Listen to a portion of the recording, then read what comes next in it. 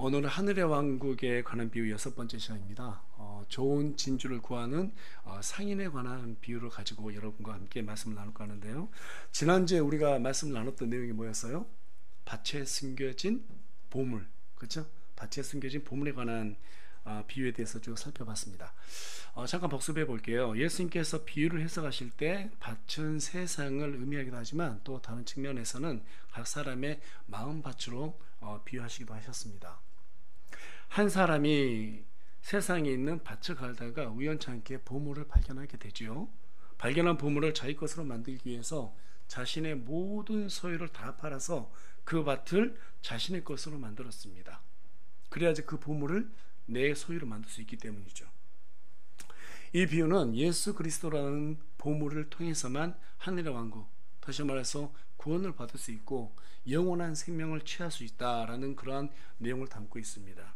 목숨보다 귀한 것이 이 세상에 있어요, 없어요? 없죠. 이 세상에 없습니다. 네. 아프리카에서 여러분 원숭이를 잡을 때 말이에요, 어떻게 하냐면 이만한 통에다가 구멍을 딱 뚫어놔요. 원숭이가 겨우 손만 집어넣을 수 있도록. 그 안에다 바나나를 집어넣습니다. 네. 그럼 원숭이가 그걸 딱 끄집어내요. 그리고 사람들이 와서 밀렵꾼들이 와가지고 그 원숭이를 잡아갈 때 원숭이는 도망가야 되는데 이걸 포기 못하니까 어떻게 해요? 예, 못 빼는 거예요. 그러다 결국 붙잡히는 거예요. 예, 잡기 너무 쉽죠. 예, 그러니까 우리가 그러한 인생을 살아가면 안 되겠죠. 많은 인생들이 정말 하나님께서 있다라는 것을 이 지어진 모든 걸 통해서 다 알고 있습니다. 그럼에도 불구하고 원숭이처럼 빼지를 못해요. 무엇 때문에? 보이는 먹이 때문에. 예, 이것이 사람을 집어삼킬 수 있다라고 생각해서 여러분들께 잠깐 말씀을 드렸습니다. 여러분, 목숨보다 귀한 건 없어요. 그 목숨을 구하기 위해서라면 무슨 대가를 치러서라도 구하는 것이 당연한 것입니다. 네, 그래서 밭에 숨겨진 보물의 비유를 통해서 예수님께서는 그 보물이 우리 예수님이고 그 보물을 소유했을 때 바로 내 생명을 구할 수 있다라는 것을 이 비유를 통해서 우리에게 설명해 주신 것입니다. 불신자들에게 이 보물은 구원의 티켓이 될 수 있겠죠. 예. 하지만 구원받은 성도들에게 이 보물은 영원한 평강이 되어주기도 합니다. 믿으십니까? 예. 여러분, 세상 밭에서 보물을 찾으려고 하지 마세요. 예. 우리가 이미 주님이라는 보물을 구했기 때문에 우리에게 주어진 밭 안에서 그 보물을 계속해서 봐야 합니다. 구원받은 이후에도 그 보물을 계속 봐야 돼요. 그래야지 주님께서 우리에게 주시는 그 그리스도의 평강을 계속해서 우리가 누릴 수 있습니다. 저도 주중에 보니까 마음에 근심이 되는 일이 참 많습니다. 그럴 때마다 근심하다가도 탁 깨워요. 아, 그거 보면 안 되지. 그래도 하나님께서 모든 것을 나한테 인도해 주신다고 말씀하셨는데 하나님께서 주신 평강을 봐야지. 보물을 봐야지. 사실은 어려움이 생기면 성경 안 보게 되거든요. 예, 저만 그렇게 경험했나요? 여러분도 그렇죠. 진짜 어렵잖아. 마음이 어려우면 찬송도 안 나와요. 근데 성경은 뭐라고 그래요? 예, 우리에게 찬송하라고 합니다. 진짜 어려운 말씀 안 보게 됩니다. 그런데 말씀을 봐야 되는 거예요. 이 보물에 집중하지 않으면 그리스도인들은 절대 평강을 누릴 수가 없습니다. 누릴 수가 없어요. 그런 의미에서 오늘 본문에 기록된 좋은 진주를 구하는 상인에 관한 비유 또한 그리스도라는 진주와 밭에 숨겨진 보물과 같은 맥락을 이루고 온다고 보여집니다. 특별히 이 두 개의 비유는 공통점이 있어요. 발견하고 팔고 사는 거예요. 네. 여러분, 예수님을 발견했으면 어떻게 해야 돼요? 우리의 모든 것 가지고 있는 것을 전부 다 헌신해야 돼요. 그리고 그 보물을 우리가 어떻게 해요? 소유할 수 있도록 정말 힘들도록 달려가야 된다 이 말이죠. 단지 이 두 비유에 있어서 차이점이 있다면 밭에 숨겨진 보물에 관한 비유는 보물을 우연하게 발견하게 되지만 좋은 진주를 구하는 상인은 그 보물을 찾기 위해서 애를 쓴다라는 것입니다. 다시 말해서 밭에 숨겨진 보물에 관한 비유는 하늘의 왕국이 얼마나 우리에게 소중한 가치인가를 알려준다면 오늘 본문에 기록된 좋은 진주를 구하는 상인에 관한 비유는 하늘의 왕국을 구하는 그 사람의 태도가 무엇인지에 대해서 우리에게 초점을 맞춰주고 있어요. 오늘 저와 여러분이 좋은 진주를 구하는 상인에 관한 비유에 대해서 알아볼 때 우리의 영이 뜨거워지는 그런 귀한 시간이 되길 소망합니다. 예. 여러분, 상인의 목적이 뭐죠? 상인의 목적, 뭔가 물건을 파는 거죠. 그렇죠? 왜 팔아요? 이윤을 남기기 위해서. 예. 여러분, 이윤을 많이 남기려면 싼 것을 파는 것이 이윤 많이 남을까요? 비싼 것을 팔아야지 이윤이 많이 남을까요? 예. 비싼 것을 팔아야지 이윤이 많이 남습니다. 그건 당연한 거죠. 예. 오늘 본문에는 진주라는 보석이 등장해요. 네. 오늘날도 마찬가지지만 당시에도 이 보석 중에서 진주는 아주 값비싼 보석이었습니다. 예. 제가 6년 전이죠. 2015년에 가족들과 함께 터키에 여행을 갔습니다. 그곳에 갔더니 이제 보니까 보석을 판매하는 그러한 곳이 있더라고요. 이제 그때 거기 가서 보니까 진주 목걸이를 쫙 파는데 그 조mon이 저한테 하는 말이, 진주는 여자의 얼굴을 환하게 해준대요. 그리고 그 말 듣고 옆에 아내 얼굴을 보니까 안 사주면 안 될 것 같더라고요. 그래서 이제 뭐 비싼 거 못 사주고 형편에 맞게 저렴하게 이게 진주 목걸이 하나 이렇게 사서 줬는데, 그런 말을 들어서 그런지 목걸이를 찬 아내 얼굴을 보니까 환하게 보이더라고요. 예, 예, 우리 형제님들 이번 주 중에 전부 다 자매님 얼굴 환하게 해주세요. 예. 진주가 사람의 얼굴을 환하게 하는 이유는 아마도 보석 중에서 여러분 유일하게 생물이 만들어낸 보석은 진주밖에 없어요. 예, 그래서 이 진주가 사람의 얼굴을 이렇게 환하게 해준 것이 아닌가 이런 생각이 듭니다. 예, 그래서 아마 그 당시에 여자들에게도 아마 돈이랑 공감대가 형성이 됐었을 거예요. 그래서 그때 당시에는 돈 많은 여자들 사이에서 이 진주는 아주 인기 있는 보석이었다고 합니다. 예. 당시 진주는 페르시아만과 인도양에서 채취된 것을 고가 품으로 인정받았다고 해요. 그래서 상인들은 크고 좋은 진주 하나를 구하기 위해서 페르시아만과 인도양을 다 뒤지고 다녔다고 합니다. 하지만 상인들이 크고 좋은 진주 하나 발견하는 것은 쉬운 일이에요? 쉬운 일이 아니에요. 쉬웠다면 그건 보물이 아니죠. 그렇죠? 네. 왜 쉽지 않을까요? 흔하지 않기 때문에 그렇죠. 여러분, 진주가 만들어진 과정을 보게 되면 하나 이물질이 진주의 살 속으로 들어가요. 그러면 아플까 안 아플까요? 되게 아프겠죠. 그래서 진주는 그 고통을 경감시키기 위해서 진주 핵이라고 합니다. 단백질과 탄산칼슘으로 이루어진 이 진주 핵, 아주 미끈거리는 그런 액체입니다. 그것을 이렇게 분비해서 이렇게 겹겹이 둘러싸요. 그것을 수년간, 4년, 5년 겹겹이 둘러싸야지 겨우 0.5mm 정도 크기의 진주를 만들어낼 수 있다고 합니다. 그러니까 0.5mm면 얼마나 작아요, 그렇죠? 거의 보일까 말까 하는 이렇게 작은 진주가 몇 년간 겹겹이 쌓여져 만들어진다고 합니다. 네, 다시 말해서 진주는 오랜 세월을 거치면 거칠수록 크고 아름답고 영롱한 빛깔을 내는 그러한 귀한 보석으로 탄생한다는 말이죠. 네. 그래서 성경 또한 마찬가지로 이 진주를 귀하고 거룩한 곳에 비유를 합니다. 마태복음 7장 6절에 가서 보면, 너희는 거룩한 것을 개들에게 주지 말며 너희 진주를 대제 앞에 던지지 말라, 이렇게 말을 해요. 또 뿐만 아니라 요한계시록 21장 21절에 가서 보면, 그 12문은 12진주였으며 문마다 각각 한 개의 진주로 되어 있고, 12개의 문이 있는데 각각 거기에 아름다운 진주 하나씩이 딱 이렇게 박혀 있다라는 사실이에요. 진주는 하늘의 왕국에 들어가는 문과 거룩하고 귀한 말씀으로 비유가 되어지고 있습니다. 이런 측면에서 봤을 때 예수님께서 지금 여기에서 진주를 비유로 든 것은 바로 당신이 구원의 문이라고 하는 것을 우리에게 알려주고 있는 것 같아요. 다시 말해서 이 비유에서의 값진 진주는 우리 주 예수 그리스도라고 보는 것이 합당하다고 보여집니다. 어떤 분들은 진주가 성도이고 상인은 그 진주를 구원하기 위해서 모든 것을 버리신 예수 그리스도로 해석하는 분들이 있는데, 여러분, 예수님은 좋은 진주 하나만 위해서 이 땅에 오신 분이 아니시죠. 그렇죠? 예, 진주 중에서도 좋은 것이 있고 좀 덜 좋은 것들이 있고 그렇지 않겠습니까? 우리도 마찬가지잖아요. 어떤 사람은 정말 좋은 그릇일 수도 있고 어떤 사람은 질그릇이 될 수도 있지 않겠습니까? 예, 예수님께서 그것을 가리고 선별해서 구원시키려고 이 땅에 오신 분이 아니기 때문에 우리가 이 상인을 성도로 보고 또 이 진주를 우리가 정말 값진 진주, 정말 우리 귀하신 예수로 보는 것이 좀 합당하지 않을까, 이렇게 해석이 됩니다. 그렇다면 상인은 이 좋은 진주가 도대체 어느 정도의 가치였길래 그토록 찾아다녀서 진주를 샀을까요? 예, 2019년도에 필리핀에서 가장 값비싼 진주 하나가 발견이 되었다고 합니다. 그 진주는 거거라는 조개에서 발견이 되었는데 길이만도 1m 50cm이고 무게가 약 300kg. 그러니까 요만하겠죠. 예, 조개 하나가 세상에서 가장 큰 조개였다고 하는데요. 문제는 이 조개를 발견하는 것이 쉽지가 않아요.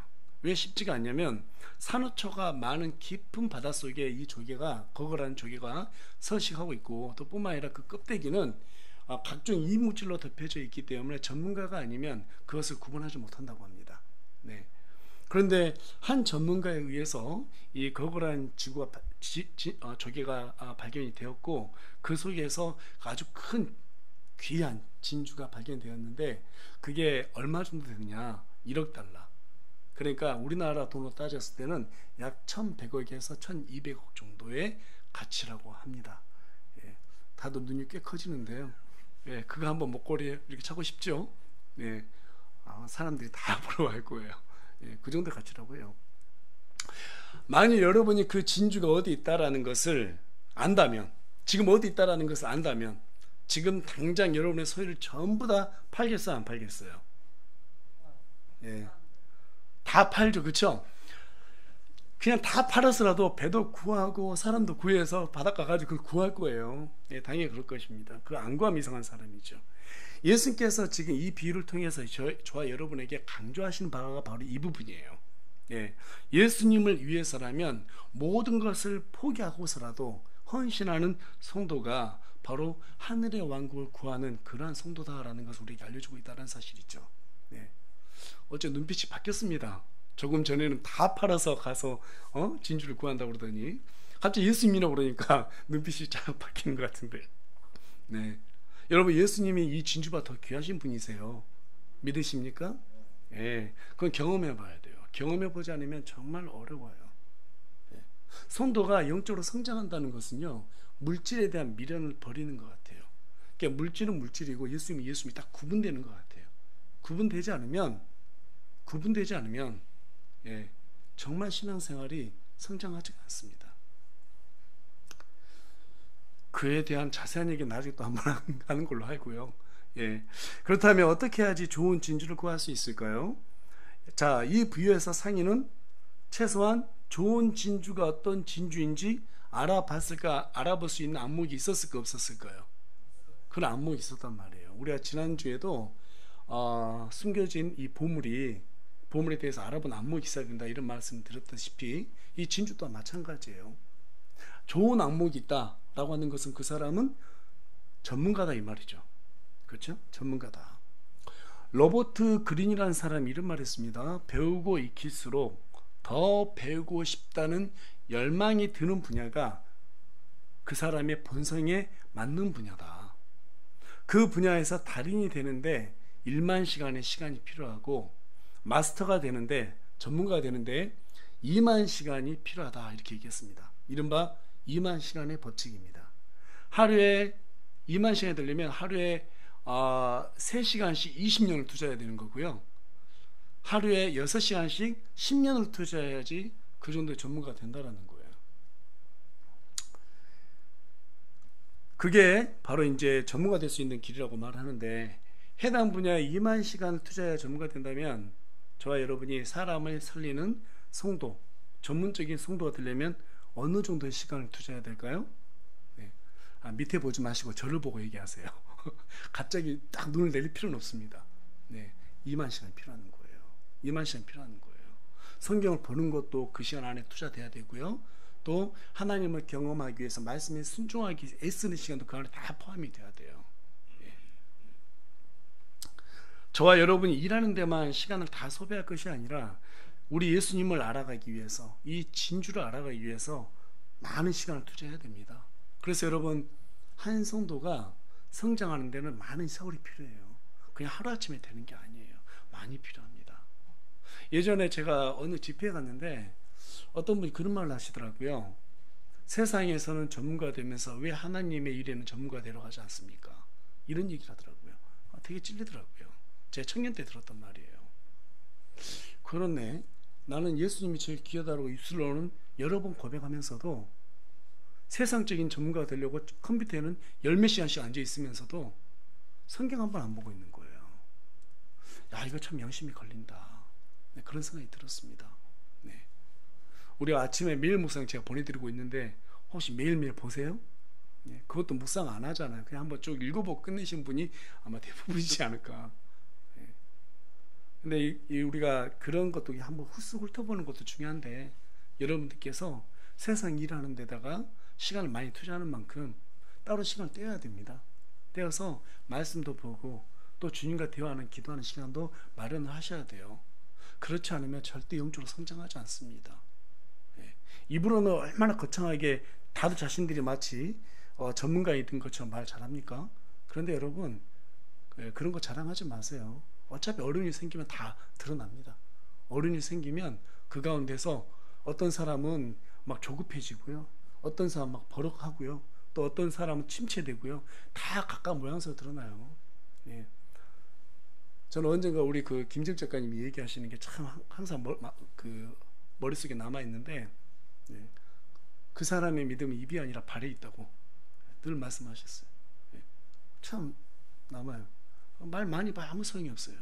발에 그 사람의 믿음을 보여주는 거지, 절대로 입으로 어떤 전문적인 지식만 가지고 되는 게 아닙니다. 예. 이런 관점에서 봤을 때 상인은 자신이 찾는 진주가 좋은 진주인지 확실하게 알고 있었고, 확신이 있었고, 또 그것을 찾기 위해서 몰두되어 있었습니다. 여러분, 몰두되었다 이 말은 무슨 말일까요? 오직 거기에만 생각이 집중이 되었다 이 말입니다. 예.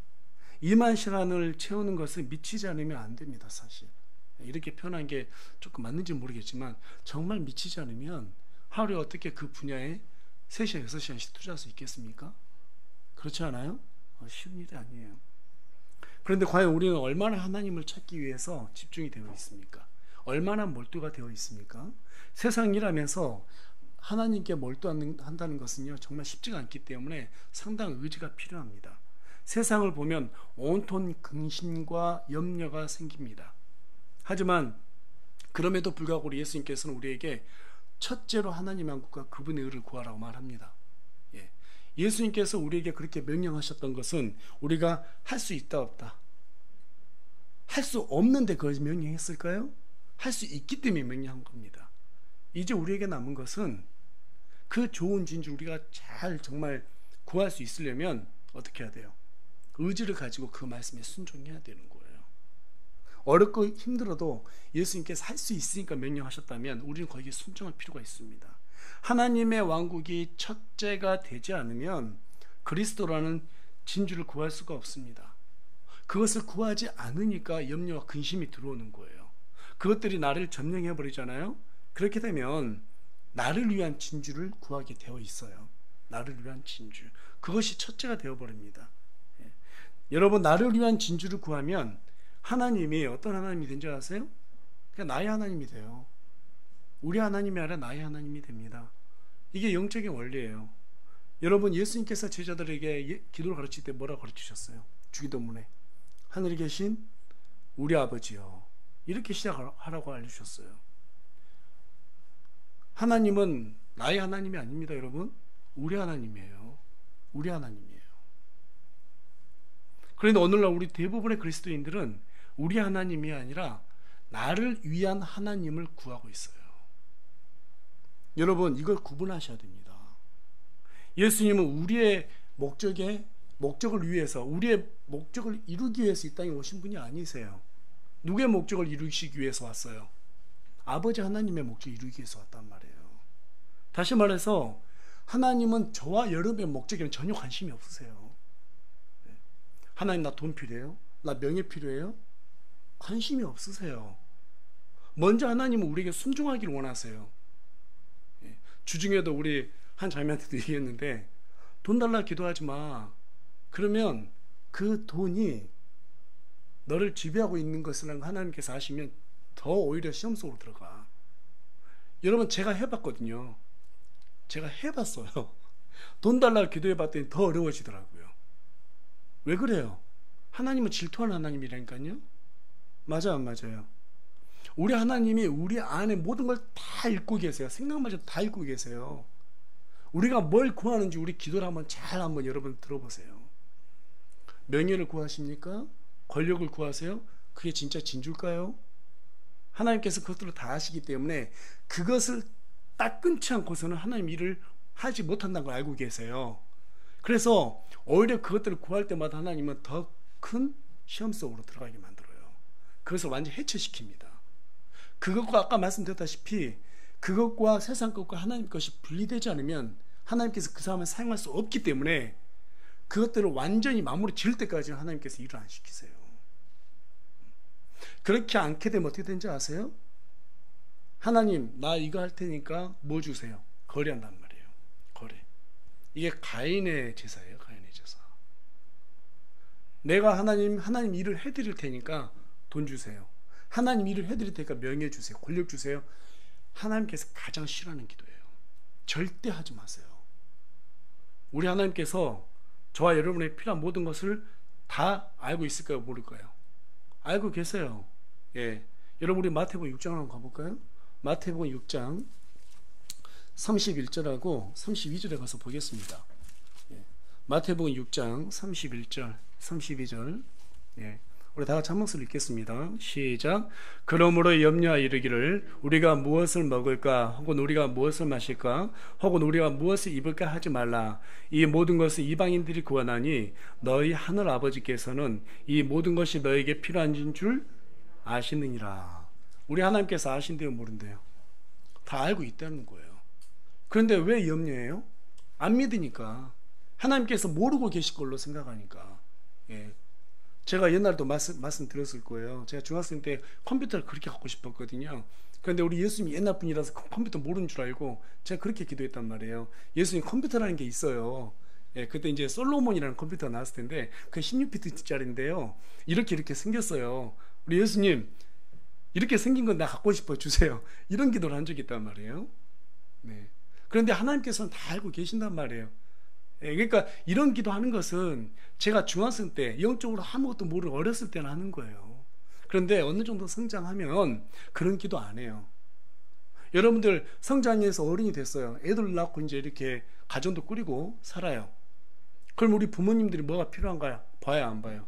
어렸을 때는 부모님한테 달라고만 했는데 좀 철이 들면 부모님이 뭐 필요한지 보고 눈치만 딱 봐도 어때요? 아, 뭐가 필요한지 알고 보내드리기도 하잖아요. 그렇죠? 그 원리가 똑같아요. 영적으로 아직 성장 못하게 되면 여전히 나를 위해서 구해요. 나를 위해서. 하나님의 목적보다 내 목적이 중요해요.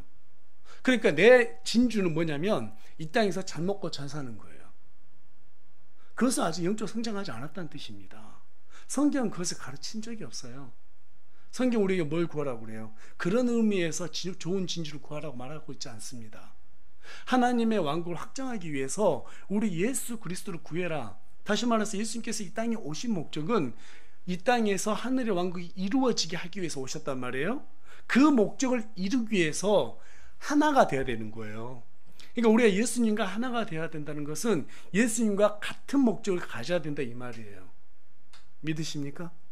예, 그 목적을 가져야 돼요. 여러분 더 이상 나를 위한 진주 구하지 말고 우리 하나님이 원하는 그러한 진주를 구하는 성도가 참된 성도이라는 것을 깨닫고 우리가 앞으로 이제 기도할 때 주십시오라는 기도보다는 하나님 내가 하나님 일을 위해서 뭘 해야 됩니까? 알려주십시오. 그런 기도에 좀 더 구체적으로 집중해서 들어가면 참 좋겠다. 이렇게 여러분들께 권면해 드립니다. 이 비유에서 상인이 좋은 진주를 구하기 위해서는 뭐가 가장 중요할까요? 열정이에요. 열정이 제일 중요합니다. 여러분 세상에서 성공하는 사람들 보면 거의 그 한 가지 목적을 이루기 위해서 정말 전력 질주를 해요. 어떤 사람은 수단과 방법을 가리지 않기 때문에 참 문제가 심각해지기도 하는데 그럼에도 불구하고 그 열정은 높이 살 수 있습니다. 일제강점기 때였습니다. 신사참배를 반대한다는 이유로 인해서 최봉석 목사님, 최권능 목사님이시죠. 예수천당 불신족 외쳤던 그 목사님을 수감하셨어요. 그리고 고문했습니다. 그리고 고문하고 막 때릴 때마다 예수, 예수 그러는 거예요. 그래서 나중에 일본 순사가 고문하다가 듣기 싫어 죽겠으니까 그만하라고 막 그랬더니 최보선 목사님이 하시는 말씀이 내 몸에는 온통 예수님으로 가득 차 있기 때문에 나를 때리면 예수밖에 안 나온다. 듣기 싫으면 때리지 마라. 이 정도는 돼야 예수님한테 미친 사람 아니에요? 정말 이 정도 돼야 열정 있는 사람 아닙니까? 예. 어렸을 때 목사님이 그 예화를 좀 많이 들려주셨어요. 예.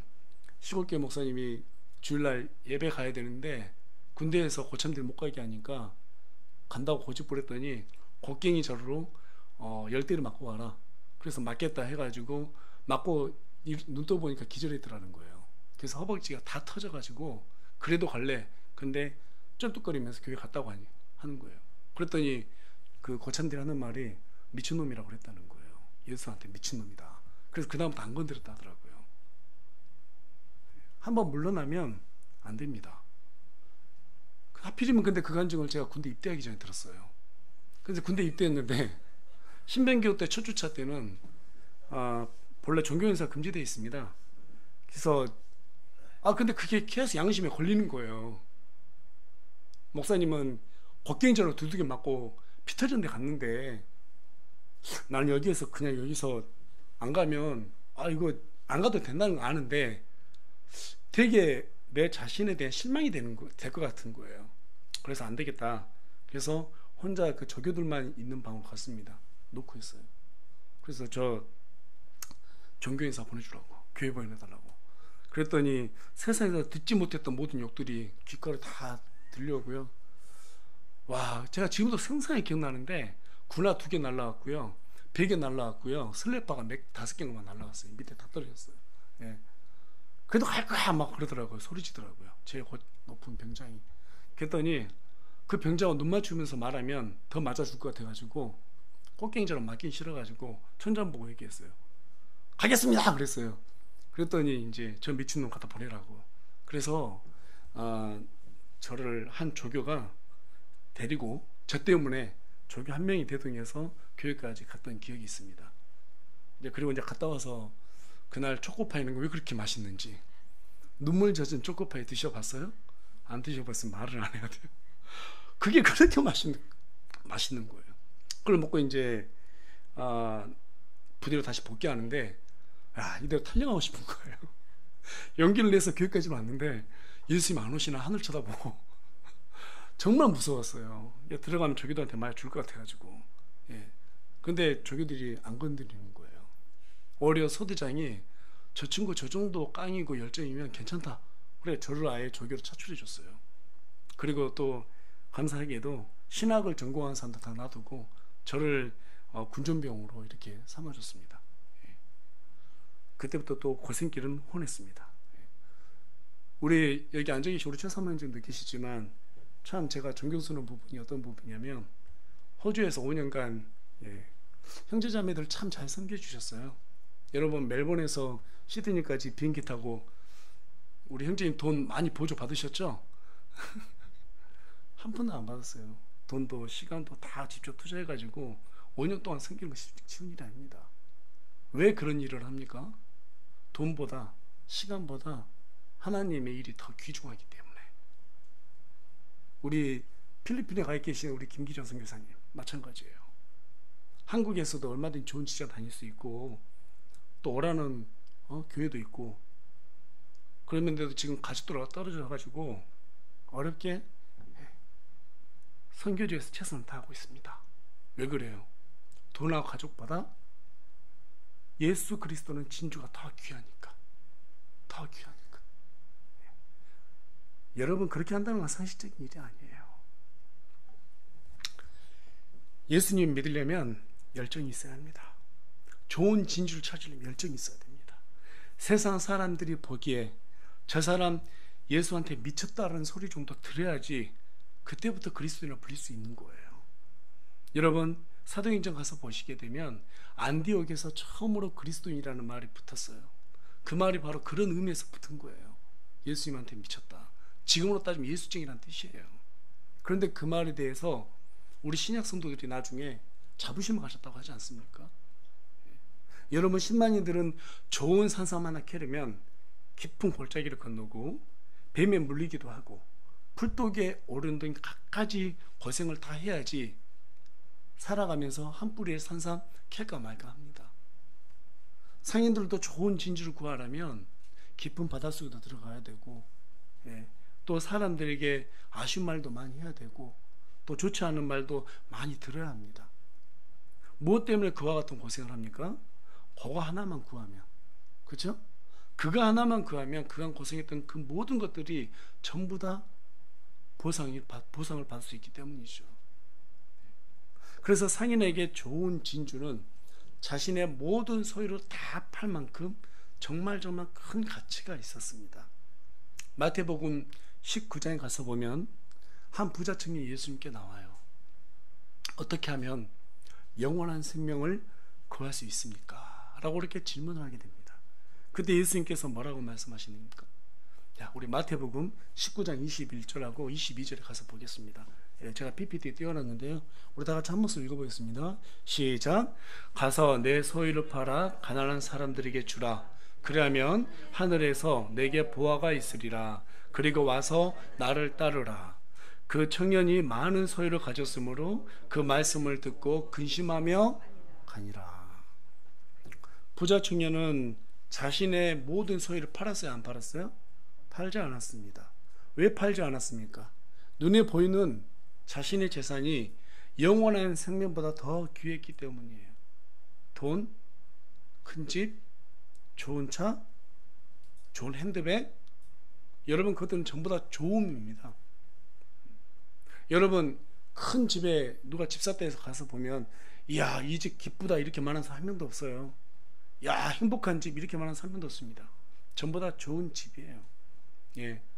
아무리 값비싼 차를 가져와도 좋은 차라고 그러지 행복차라고 말하지 않습니다. 기쁨차 이러면 이상하게 봅니다. 그런데 왜 오늘날 많은 사람들이 저 차를 사면, 저 핸드백을 사면, 저 고가의 집을 사면 행복해질 거라고 기대할까요? 여러분, 그 좋음에서 끝나는 거예요.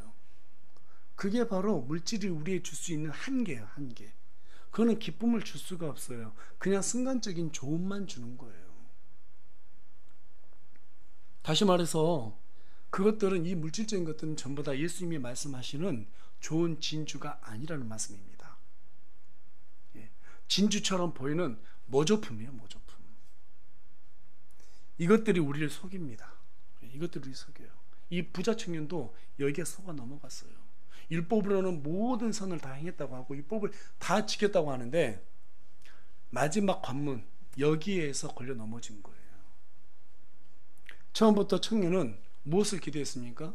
부자로 살면서 영원한 생명을 얻을 수 있는 방법, 그것이 가능한지를 확인해 보기 위해서 예수님께 왔어요. 하지만 우리 예수님은 단호하게 말씀하셨습니다. 내 모든 소유를 다 팔아 가난한 자들에게 나눠주고 어떻게 하라고요? 나를 따르라. 우리 예수님을 따르려면 어떻게 해야 됩니까? 우리의 모든 것을 팔아야 돼요. 성경 보면 예수님 믿으면 잘 된다는 말 하나도 없습니다. 있으면 좀 가져와 보세요. 저도 그거 좀 믿게. 없습니다, 여러분. 예수님 믿으면 명예를 얻어요? 예수님 믿으면 뭐 큰 부자가 돼요? 그거 다 거짓말이에요. 그런 간증에 속지 말라니까요. 귀를 씻으세요. 하나님께서 그 원하는 거 아니에요. 그런 간증 원치 않습니다. 우리 예수님께서 원하시는 간증은 예수님의 목적과 일치가 되었을 때 우리가 경험하는 것을 간증하기를 원하세요. 여러분, 믿음의 길은 나를 부인하는 길이고 버리는 길이지 축적하는 길이 아니에요. 축적하는 길이라고 생각한다면 여러분이 잘못되었든지 아니면 여러분이 지금까지 잘못 배웠든지 둘 중에 하나예요. 철저하게 회개해야 됩니다. 우리 예수님께서는 똑같이 말씀하세요. 나를 따르려면 어떻게 하라? 자기를 부인하고 자기의 십자가를 져라, 이렇게 말씀하셨습니다. 이 명령에는 가난함도 포함되어 있습니다. 이 명령에는 우리의 수고도 포함이 되어 있고요. 이 명령에는 모든 것을 버려야 한다는 것을 전제 조건으로 하고 있어요. 그런데 우리는 자꾸 가지려고 하죠.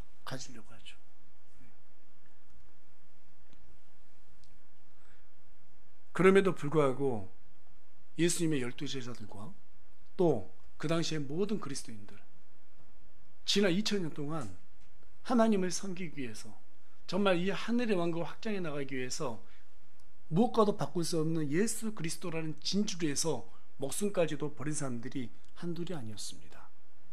그들이 욕심이 없어서 그렇게 했을까요? 그들은 정말 이 세상에서 누리는 게 자기네들의 마음이 없어서 그랬을까요? 그들은 부자가 되고 싶지 않았을까요? 그들은 건강하고 싶지 않았을까요? 아니요. 그들 또한 부자가 되고 싶었고요. 그들 또한 편안하게 살고 싶었고요. 그들 또한 얼마든지 행복하게 살고 싶었습니다.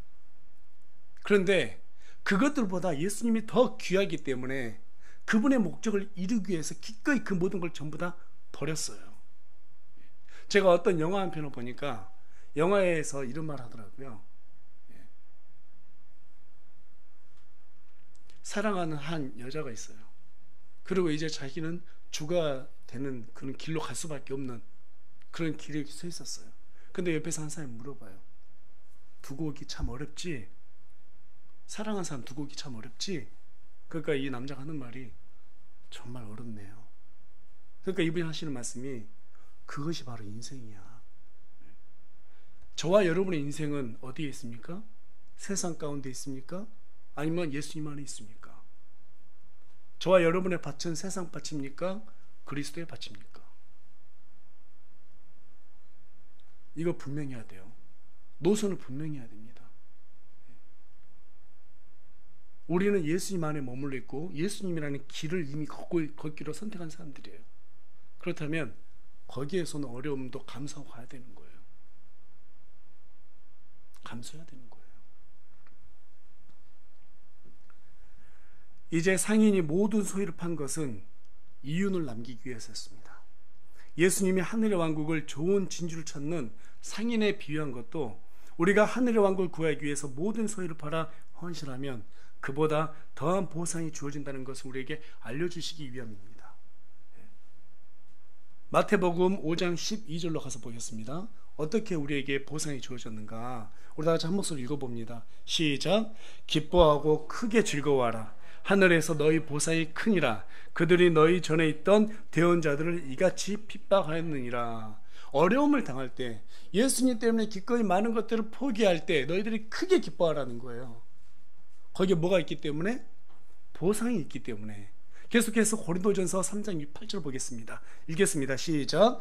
이제 심는 자와 물 주는 자는 하나이며 저마다 자기의 수고에 따라 자기의 보상을 받으리라. 뭐에 따라서 받는다고요? 수고에 따라서. 이 땅에서 누리는 걸로 보상은 받는단 말 한마디도 없어요. 자기의 수고에 따라서 받는 거예요. 수고에 따라서. 여러분, 하나님과 1대1의 신앙이라는 거 아세요? 철저히 우리는 하나님과 1대1의 신앙이에요. 하나님께서 나중에 여러분을 만나게 될 때 어떤 옆에 사람들과 함께 비교하면서 보지 않습니다. 절대평가예요. 절대평가. 그 사람이 무슨 수고를 했는지를 보는 거예요. 자기의 그 수고에 따라서 보상이 주어진다고 말하고 있습니다. 근데 그 보상 받으려면 버리는 습관이 가장 먼저 돼 있어야 돼요. 계속해서 히브리서 10장 35절 말씀 읽어보겠습니다. 시작. 그러므로 너희 확신을 버리지 말라. 그것이 큰 보상의 보응을 얻게 하느니라. 여기에서 확신이 무슨 확신일까요? 보상을 받는다는 확신을 절대 버리지 말라는 거예요. 하나님께 가까이 가는 자는 하나님께서 반드시 만나주고 그들에게 보상해준다. 이 확신 너희들이 버리지 말아라. 다시 말해서 이 보상을 받는다는 것은 상인이 이 진주를 팔았을 때 어마어마한 돈을 벌 것이라는 기대, 소망이 있잖아요. 그와 같이 우리도 그런 소망을 품고 모든 소유를 팔 수 있어야 된다는 거예요. 고생하고 힘들어요. 여러분, 애 낳을 때 안 힘든 산모가 있습니까? 다 힘들잖아요. 그렇죠? 예. 그러니까 애를 낳아야 엄마가 되고 아빠가 돼야지 철이 든다 이런 말이 있는데 정말 애 낳는 거 진짜 그 산고의 고통은 어마어마합니다. 예. 그럼에도 불구하고 어떻게 애를 낳게 되면 그 아이를 보면 그 고통이 다 사라지잖아요. 그래서 어떤 분이 그런 말씀 하시던데요. 아이들에게 뭔가 원하지 마라, 부모들은. 왜? 그 아이들은 이미 태어나서 한번 웃었을 때 부모들에게 모든 다 보상을 했다. 예. 우리 아이들이 저를 또렷하게 쳐다보고 있습니다. 예. 이미 보상을 했다는 거예요. 예. 여러분 아이들이 다 웃어줬을 때 이미 다 보상된 거잖아요. 그 고생했던 거 다 보상이 되지 않습니까? 그와 같이 우리에게 기뻐하라는 거예요. 기뻐하라. 확신하라. 계속해서 마지막으로 계시록 22장 12절 말씀 읽어보겠습니다. 시작. 보라 속히 오리니 내가 줄 보상이 내게 있어 각 사람에게 그의 행위에 따라 주리라. 그러니까 수고의 행위에 따라서 각 사람에게 준다는 거예요. 제가 우리 청년들에게 농담말로 그런 말 많이 해요. 너희들 나중에 하늘로 하나님 왕국 갈 때 사도 바울 볼 수 있겠냐? 몇 년 걸리겠어? 글쎄요. 보상의 가치로만 따졌을 때는 아마 우리나 여기 이 인생의 시간으로서 몇 년을 기다려야 될까? 이거 생각해 보면 답이 안 나와요. 그렇죠. 물론 꼭 그러진 않겠지만 보상으로 봤을 때 우리가 감히 어떻게 사도 바울을 쳐다볼 수 있겠어요? 최소한 사도 바울하고 악수 정도 할 수 있으려면, 사인 정도 받으려면 지금 그 정도는 좀 쌓아놔야 되지 않겠습니까? 우리 예수님께서 분명히 약속하십니다. 이게 얼마나 뚜렷한 것인지 보상을 주겠다라는 거예요. 그 보상이 어느 정도인지 우리는 가늠할 수가 없어요.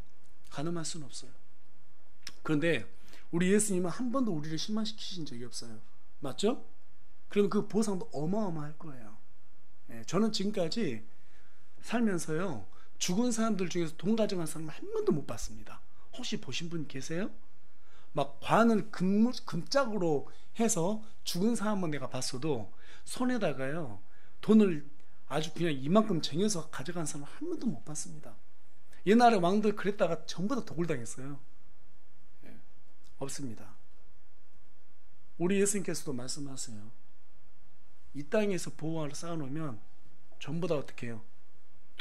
도둑에게 전부 다 빼앗길 수 있지만 하늘에다 쌓아놓으면 절대로 그런 일 없다. 여러분 보상을 쌓기 바랍니다. 사도 바울은 하늘의 왕국에서 받을 보상을 자신의 소망으로 삼았습니다. 그래서 목숨까지도 아깝지 않다고 오히려 유익이라고 그렇게 말했습니다. 좋은 보상을 받는 일은 결코 쉬운 일이 아닙니다. 반드시 수고가 따라야 합니다. 반드시 수고가 따라요. 부디 여러분께 좀 부탁하는 것은 뭐냐면 주중에 교회 와서 기도하시고 혹시 뭐 필요한 것이 없나 이걸 좀 살펴보시기도 하고, 꼭 목사와 집사님만 해야 되는 일이 아니라 또 우리 형제 자매들 중에서 혹시 뭐 필요한 것이 없나 좀 확인도 하고, 또 우리 교회가 예산이 얼마 정도 되는지도 좀 확인도 하시고, 내가 또 이 교회가 앞으로 할 일에 대해서 보탬이 될 것이 무엇인가 살펴보시기도 하시고, 온통 나만 생각하면 그런 거 못해요. 여러분 교회가 누구의 것이에요? 제 건가요? 큰일 나요. 사람의 거 아닙니다. 우리 예수님의 거예요. 이 신약 시대는 예수님께서 교회를 통해서 일하신다고 말씀하셨죠. 그래서 우리가 이 교회를 어떻게 든든하게 잘 세워나갈지 정말 깊게 고민해 봐야 됩니다. 자꾸 내 생각, 내 주장 이런 것만 내세우려고 하면 안 되고요. 우리 교회에 필요한 거, 하나님의 일을 위해서 이 교회가 무엇이 필요한가, 이게 바로 좋은 진주를 구하는 삶과 같은 태도라고 저는 생각해요. 그래서 우리 새우물 침례 교회가 정말 하나님 앞에 나중에 만나게 되면 보상을 받고, 정말 우리 모든 지체들이 나중에 그곳에서 만났을 때 서로 얼싸안고 참 기뻐하는 그러한 일을 머릿속에 청사진으로 그려보면서 살았으면 참 좋겠습니다. 여러분 조개 속에 진주가 있죠. 조개가 죽으면 껍데기와 진주만 남습니다. 그와 같이 우리도 죽으면 우리의 육신은 전혀 남아있지 않아요. 다 썩어요. 우리에게 남는 것은 행위에 따른 보상만 남아있습니다. 상인이 이 보상을 위해서 열심으로 자기 모든 소유를 팔아서 진주를 구했던 것처럼 우리도 우리 주 예수 그리스도라는 진주를 구하기 위해서 최선을 다해서 노력하며 하늘의 왕국이 하루빨리 이 땅에 임할 수 있도록 그렇게 열심으로 하나님께 충성하는 저와 여러분이 되길 간절히 소망합니다.